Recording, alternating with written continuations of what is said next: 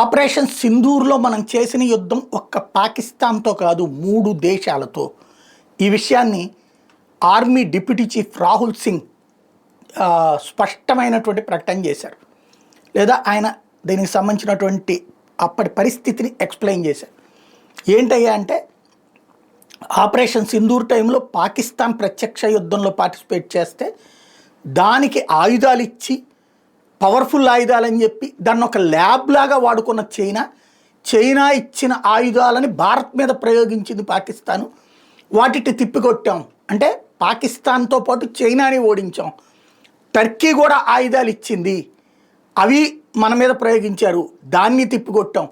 ఆ ఇరు దేశాలతో కలిసి అది యుద్ధం చేసినట్టు టర్కీ సైన్యం కూడా దాంతో కలిసి పనిచేసింది. కాబట్టి 3 దేశాలని ఓడించాం, 3 దేశాల మీద యుద్ధంలో గెలిచాం, 3 దేశాలకి బుద్ధి చెప్పాం. ఇది తాజాగా ఆర్మీ డిప్యూటీ చీఫ్ చేసినటువంటి కీలకమైన ప్రకటన.